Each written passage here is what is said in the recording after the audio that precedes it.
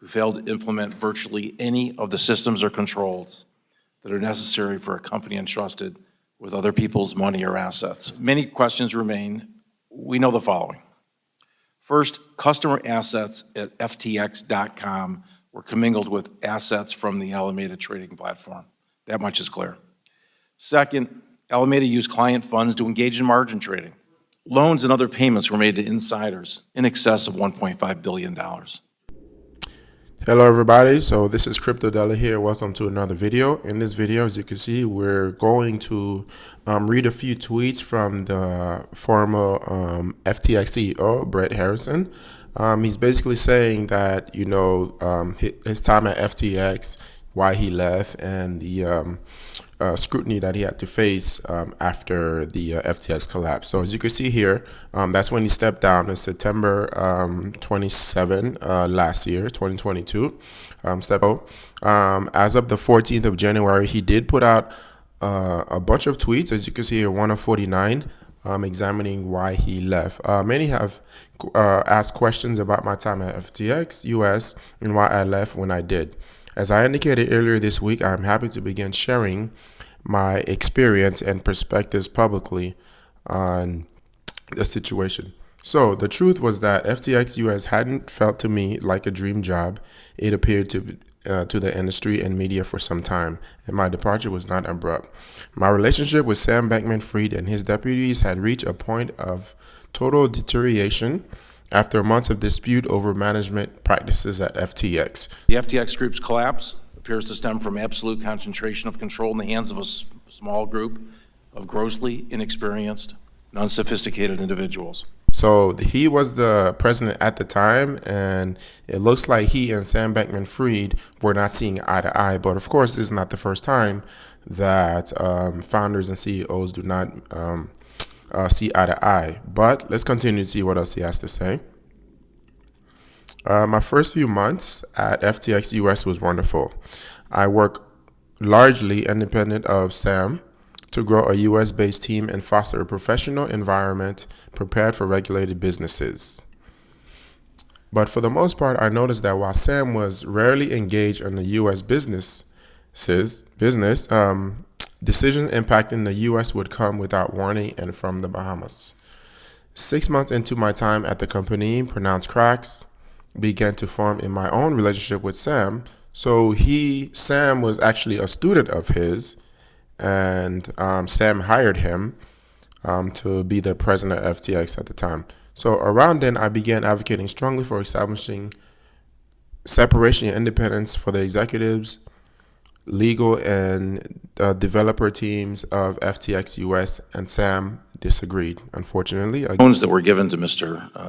Bankman-Fried, there's no description of what the purpose of the loan was. In one instance, he signed both as the issuer of the loan as well as the recipient of the loan. Again, as you can see here, as he tried to implement some things, Sam said, "No way, Jose." There were tremendous pressure not to disagree with Sam, but I did so anyway. At that time, and for all of my time at FTX US, his influence over the media, FTX partners, the ventures capital industry, and the traditional finance industry was pervasive and unyielding. Standing up to an insecure, prideful manager is hard under any circumstance, but it is nearly impossible when every day every major voice of culture and commerce deafens you with the narrative that implies if you disagree with your manager, you clearly must be wrong. In some cases, that is not the truth. The operation of Alameda really depended, based on the way it was operated, for the use of customer funds. That's the major breakdown here. We're still, somewhat early in our investigation, but we can confirm that funds were deposited directly into Alameda as opposed to FTX. As we can see here, that FTX went down, and it is because of Sam Bankman-Fried, even though he tries to blame Binance CEO for what he did. Over the ensuing months, I further agreed for enacting a sensible hiring policy for staffing FTX US with a C-suite of experienced officers, for transparent communication between Sam and FTX US leadership. For Gary Wang and Nishad Singh, software development responsibility to be formally identified and shared across a larger group for the delegation of managerial responsibilities and controls beyond Sam and Bahamas-based executives and other important matters. So as you know, Gary Yang did plead guilty along with Caroline Erlison, but Sam still plead not guilty, and I believe here, Nishad, he's trying to, negotiate a deal, but at the same time, these are Sam's inner circle at the time of FTX. Sam was uncomfortable with conflict. He responded at times with dysregulated hostility, at times with gaslighting and manipulation, but ultimately chose to isolate me from communication on key decision making. That is pretty bad, of course. You don't agree with the president that you hired, but now you're keeping these information from him. It felt terrible. I sought out information about decisions that had been made behind my back, desperate but trying hard not to show it. In early April 2022, my 11th month, I made one last try. I made a written formal complaint about what I saw to be the largest organizational problems inhibiting FTX future success. It's virtually, unlimited in terms of the lack of controls. No centralized records on banking, no daily reconciliations of crypto assets, silos where there's no insurance, inadequate insurance, no independent board. I've just never seen anything like it in all 40 years of doing restructuring work and corporate legal work. I wrote that I would resign if the problems weren't addressed. Well, he saw that there were some issues there. In my response, I was threatened on Sam's behalf that I would be fired and that Sam would destroy my professional reputation. It shows you into the psyche of who Sam is, into his character. Even though he is soft-spoken, he loves animals and all that stuff, but behind the closed doors in the work environment, he seems like a totally different individual. Let's continue. I was instructed to formally retract what I had written and to deliver an apology to Sam that had been drafted for me. I don't know if that apology ever came. That event solidified my decision to leave. I knew an abrupt departure would be harmful to the company and my FTX US reports. And I wanted to best position the company for future success after I left.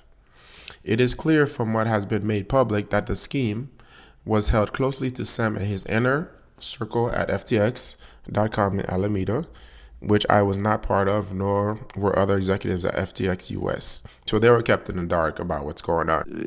They were able to sort of hide it from people, frankly, right in front of their eyes. I understand now why they clearly concealed their criminal activity from us. We had extensive professional networks, our own line of communication with U.S. regulators, and our own authority to speak to U.S. media. Any one of us had suspected, let alone learned the truth, we would have reported it. We would have reported them immediately. After I left FTX US and up until November, nearly every conversation I had with a venture capitalist about my company eventually came around the same kind of question. Is FTX investing? Is Sam okay with you doing this? Do you mind if we confirm with him? After that, my conversation eventually came around to the same kind of apology. We know you weren't involved in what Sam and others did, but we cannot take on the PR risk of associating ourselves with FTX, no matter how capable you are or compelling your idea is.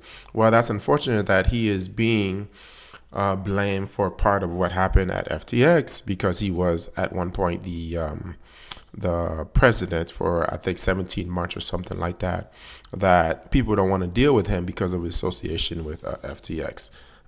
That is terrible, but there are a few people who will give them the chance.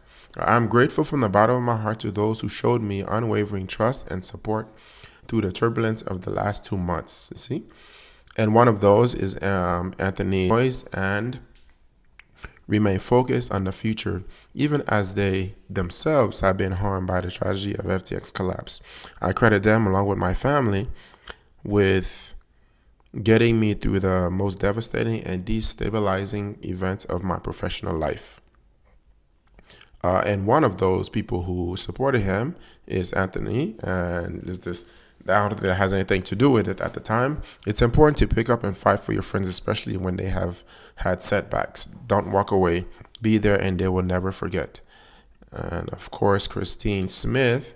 I've always found Brett Harrison to be a smart, thoughtful, hardworking, ethical professional.